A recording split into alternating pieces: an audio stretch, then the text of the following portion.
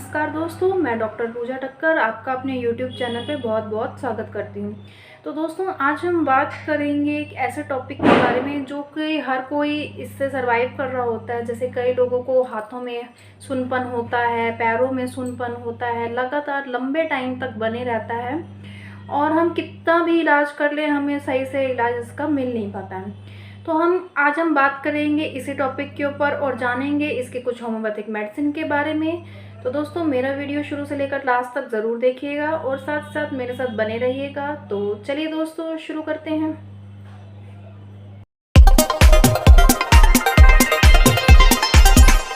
दोस्तों, अब हम बात करेंगे कि नमनेस क्या होती है, या जैसे हम कहते हैं सुन्नपन, जैसे कि हाथों में सुन्नपन होना या गर्दन के पास होना या सिर में होना।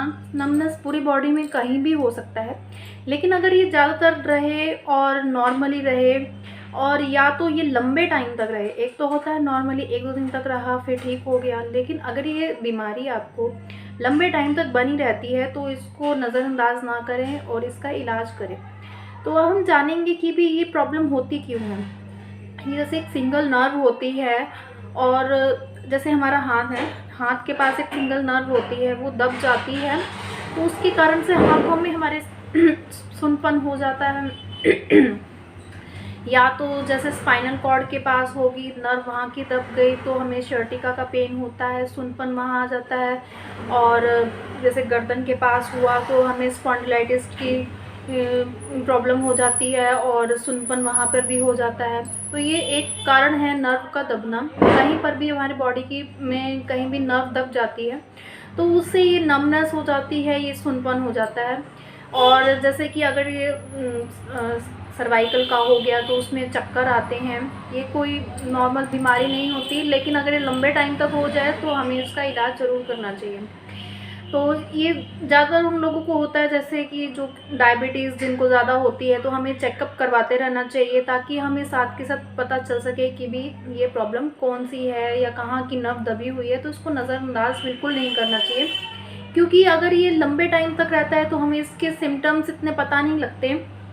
लेकिन जैसे 1-2 दिन रहा तो हमने इसको नज़रअंदाज कर दिया, लेकिन अगर ये लंबे टाइम तक है, बना हुआ है, तो इसको बिल्कुल भी नज़रअंदाज ना करें। अपने पास में कोई भी डॉक्टर के पास जाएं, चेकअप करवाएं, फिर मेडिसिन लें। मेडिसिन लेना आपके ऊपर डिपेंडेड है कि आप कौन सी मेडिसिन यूज़ करना चाहते हैं, एलोपैथिक यूज़ करना चाहते हैं या होम्योपैथिक यूज़ करना चाहते हैं।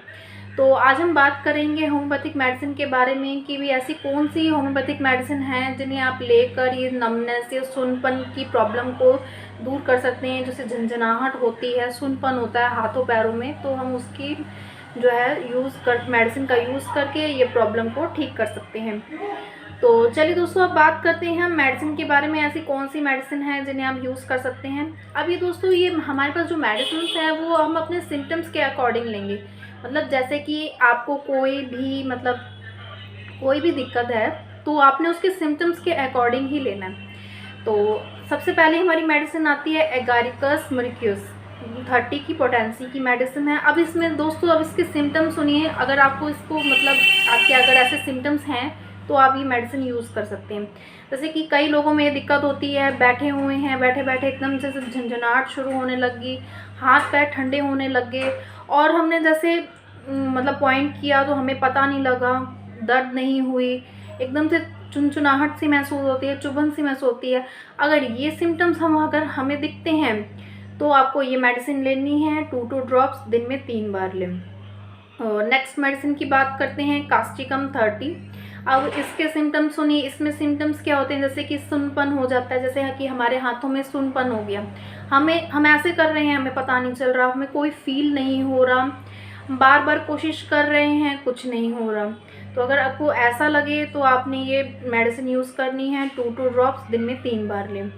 तो अगली मेडिसिन आती है हमारी कॉकुलस इंडिका 30, जो कि अब इसमें इसके सिम्टम्स क्या होते हैं, जैसे कि अगर हमारे एक हाथ में दर्द हो रही है, मतलब सुन्नपन इस हाथ में आगे झंझनाहट हो रही है और इसके बाद हमारे इस हाथ में चली जाती है, जैसे इस हाथ में है तो इस हाथ में शुरू हो जाती है, राइट से लेफ़्ट में आ जाती है। या फिर हमारे सिर में सुन्नपन हो जाता है, जैसे कि हमारे माथे पे ये इस जगह पे सुन्नपन हो जाता है और ये चीज़ रात में बहुत ज़्यादा होती है। अगर आपके साथ ऐसा कुछ हो रहा है तो आपने ये मेडिसिन लेनी है 2 ड्रॉप्स दिन में 3 बार। अब हमारी अगली मेडिसिन आती है एनिवा सेटिवा क्यू, जो कि अब इनके इस मेडिसिन के सिम्टम्स सुनिए दोस्तों। इसमें जैसे नर्व काम नहीं करती है, हमारी पूरी बॉडी में सुनपन होता है, झंझनाहट होती है, डलनेस होती है और एकदम से बहुत ज़्यादा सुनपन हो जाता है।